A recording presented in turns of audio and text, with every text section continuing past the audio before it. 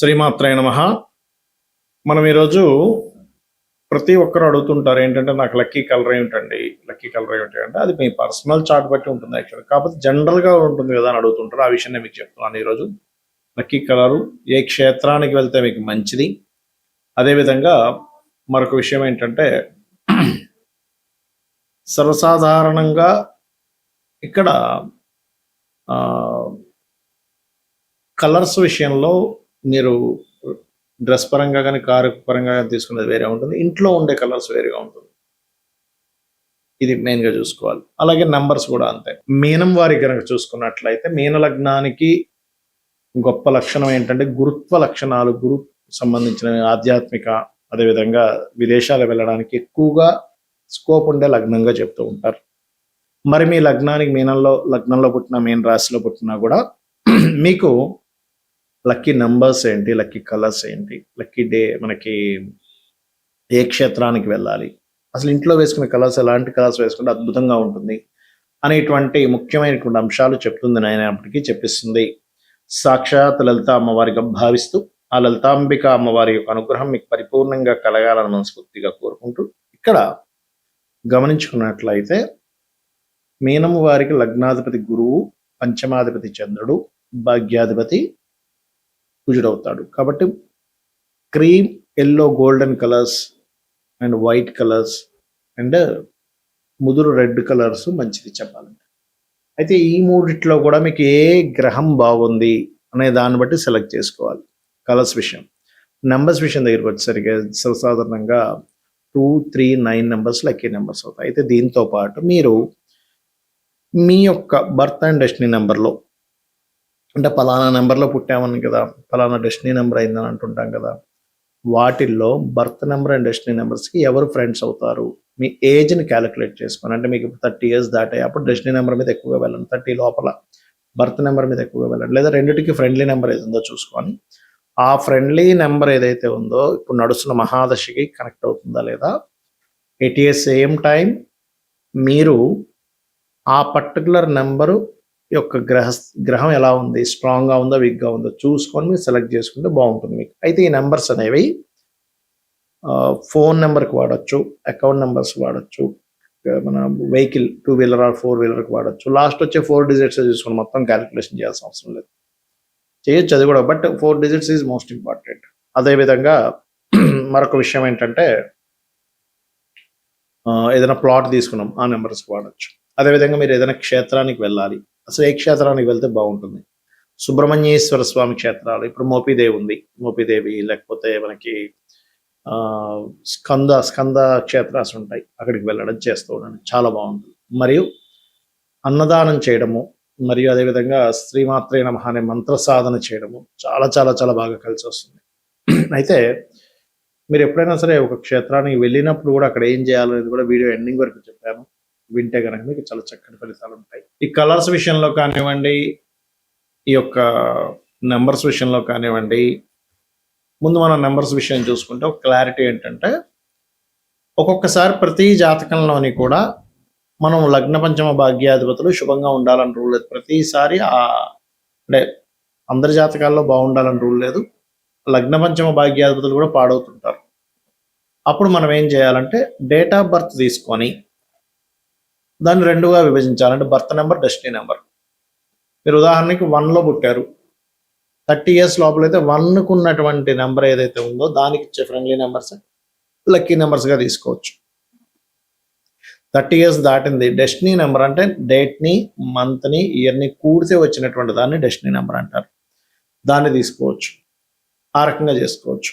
అయితే ఇక్కడ పర్టికులర్గా ఏంటంటే ఈ రెండింటినీ కలిపి ఫిల్టర్ చేసుకోవాలి. అంటే ఏ గ్రహం బాగుంది, సరే ఇక్కడ నెంబర్ పరంగా ఇప్పుడు 1 నుంచి తీసుకున్నాం, 1కి ఎవరు ఫ్రెండ్స్ అంటే 1కి 1, 2, 3, అదేవిధంగా 5 నెంబర్ లక్కీ నెంబర్ అంటాము, అండ్ అదేవిధంగా 9 నెంబర్ లక్కీ అని చెప్తుంటాం కదా, 7 నెంబర్ లక్కీ అని చెప్తుంటాం. అయితే ఈ వీటిల్లో ఏది బెస్ట్ అట్లా చూసుకోవాలి ప్రతి నెంబర్కి కూడా. అంటే ఏ గ్రహం బాగుంది ఆస్ట్రోన్యూమరాలజికల్ పరంగా, ఈ 1 నెంబర్లో పుడితే ఏ నెంబర్ బాగుంది, 2 నెంబర్ పుడితే ఏది బాగుంది, అందులో ఆ గ్రహం ఏది బాగుందో ఫిల్టర్ చేసుకోవాలి. అది మీరు అకౌంట్ నెంబర్లకు కానీ ఫోన్ నెంబర్స్కి కానీ వాడవచ్చు. అయితే ఈ ఫోన్ నెంబర్ విషయంలో కూడా రైజింగ్ నెంబర్ ఉండడం చాలా మంచిది, గుర్తుపెట్టుకోండి. కార్ నెంబర్ కానీ ఫోన్ నెంబర్స్ కానీ. సమ్ టైమ్స్ మీరు అబ్జర్వ్ చేస్తే కనుక ఈ కార్ కలర్స్ విషయంలో కూడా ఇందాక మనం చెప్పుకున్నాం, మేష లగ్నానికి అయితే కుజుడు శుభుడు రెడ్ తీసుకోవచ్చు, లేదా ఆరెంజ్ తీసుకోవచ్చు, లేదా వృషభ లగ్నానికి అయితే శుక్రుడు శుభుడు అవుతాడు, అదేవిధంగా బుధుడు శుభుడు అవుతాడు, అండ్ శని శుభుడు అవుతాడు అని. అయితే ఇక్కడ ఏంటి, ఇప్పుడు వృషభ లగ్నానికే తీసుకుందాం. శని శుభుడు బికాజ్ ఆఫ్ భాగ్య అండ్ దశమాధిపతి, ఒక రకంగా కొంత బాధకుడు కూడా అవుతాడు, కానీ శుభుడు కూడా అవుతాడు. మరి ఇలా అయినప్పుడు బ్లూ కలర్ వాడొచ్చా అంటే, శని కనుక మీకు బాగుంటే వాడొచ్చండి. శని పాడైపోయాడు మీ పర్సనల్ చార్ట్లో, అంటే పాపకత్తెరలో పడ్డాడు, పాపగ్రహాల మధ్యన పడ్డాడు, అప్పుడు మీరు యూజ్ చేయకూడదు ఆ కలర్ని.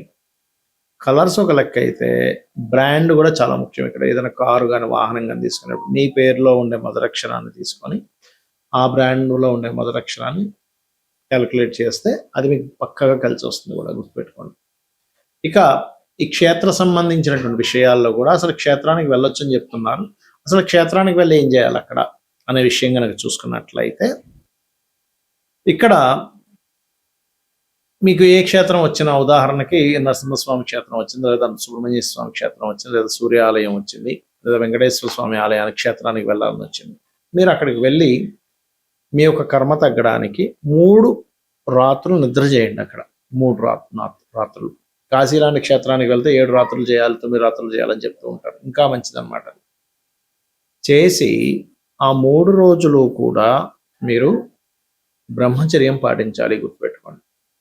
ఆ 3 రోజులు కూడా అనుక్షణం ఇంకా మీకు ఇంకా వేరే పని పెట్టుకోకూడదు. అక్కడికి వెళ్ళి మళ్ళీ మనం లౌకిక సంబంధించినటువంటి ఇక్కడ బిజినెస్లు ఏంటి, ఇక్కడ పరిస్థితి ఏమిటి, ఇక్కడ ఎవరు ఏం చేస్తున్నారని, అక్కడ నుంచి మళ్ళీ ఇక్కడ సంబంధించిన లౌకిక సంబంధించిన విషయాలు మాట్లాడుకుంటూ ఉంటే మీరు క్షేత్రానికి వెళ్ళి వేస్ట్.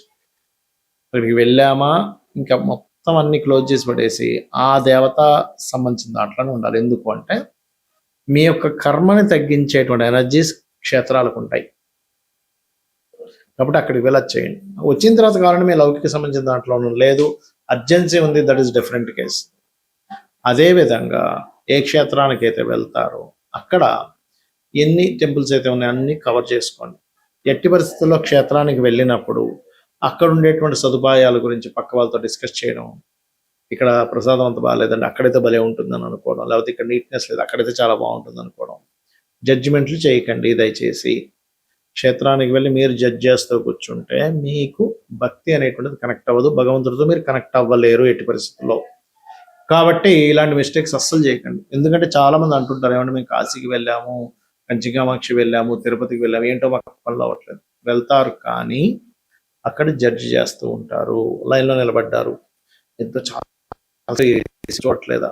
ఎందుకు మీరు లైన్లో నిలబడి చక్కగా మీరు ఆ దైవనామ స్మరణ చేసుకోండి. ఎందుకు చెప్తున్నా అంటే అవన్నీ కూడా డ్రాబ్యాక్స్ అవుతాయి మనకి. అంటే క్షేత్రం వెళ్ళిన ఫలితం కంటే కూడా పాప ఫలితాలు పడతాయి దానివల్ల. అందుకని జడ్జిమెంట్స్ చేయకండి క్షేత్రానికి వెళ్ళి. వాళ్ళు చూసుకునే వాళ్ళు సరిగా చూసుకోకపోతే వాళ్ళకి వస్తుంది పాపం, ఎవరైతే అధికారం ఉన్నారో వాళ్ళకి. ఇది మెయిన్గా.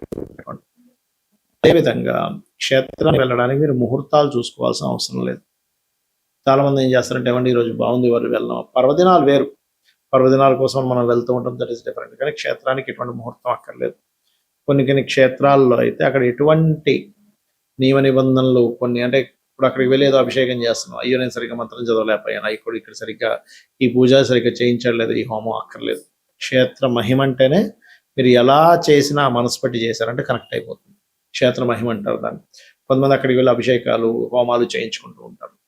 అక్కడికి వెళ్ళినప్పుడు ఏమవుతుందంటే అక్కడ చేసేటువంటి విధానం ఎలాగైనా కానీ, మనం కొన్నిసార్లు నార్త్ సైడ్ ఉండే టెంపుల్స్కి వెళ్తుంటాం, కామాఖ్య కానీ కొన్ని ఉన్నాయి, తారాపీఠ్ ఇట్లాంటివి. వెళ్ళినప్పుడు అక్కడ ఏంటంటే వాళ్ళు ఏదో మంగళం మంగళం మంగళం ఏదో చేస్తారు. ఏమిట్రా ఏంటి అసలు సరిగ్గా, అసలు మనం మొత్తం కాన్సెప్ట్ స్టార్ట్ చేయడమే అరగంట సేపు ఉంటుంది దాని ప్రాసెస్. దాని తర్వాత అసలు పూజ ఒక 2-3 గంటలు ఉంటుంది, మంత్రం అంతా కూడా. ఇక్కడ ఏంటి 10 నిమిషాల్లో అయిపోయింది ఏంటి అనిపిస్తూ ఉంటుంది. అసలు వీళ్ళు చేశారా లేదో సరిగ్గా, మనకి ఫలితం వస్తుందో లేదో అని భయపడుతూ ఉంటాయి. ఏమీ భయపడకండి. క్షేత్రము, స్వయంభూ క్షేత్రాలు, ఆ ఫలితాలు అద్భుతంగా ఉంటాయి, టెన్షన్ పడకండి. ఎందుకంటే ఇంత క్లారిటీ ఎందుకు చెప్తున్నానంటే, కర్మని పూర్తిగా తగ్గించేటువంటి యోగం క్షేత్రానికి ఉంటుంది, పూర్వజన్మ కర్మని. అక్కడికి సిద్ధులు, దేవతలు దివ్యం మనుష్యులు వీళ్ళందరూ వస్తూ ఉంటారు క్షేత్రాల దగ్గరికి. వాళ్ళు జపాలు చేసుకోవడం, తపస్సులు చేసుకోవడానికి. మనం ఏదైతే తపన పడుతూ అక్కడికి వెళ్ళామో, అయ్యో నాకు పలానా సంతానం లేదనో, లేకపోతే వివాహం అవ్వట్లేదనో, సెటిల్ అవ్వలేదనో, ఇదంతా తపన పడుతూ వెళ్తే అక్కడ ఎంత నమ్మకంగా ఉంటే, అయ్యో స్వామివారు నమ్ముకున్నాడు కదా భక్తుల నుంచి, వాళ్ళు కూడా అనుగ్రహిస్తారన్నమాట. కాబట్టి ఇవి చేయండి, అన్ని విధాలా మీకు బాగుంటుంది. శ్రీమాత్రే నమః.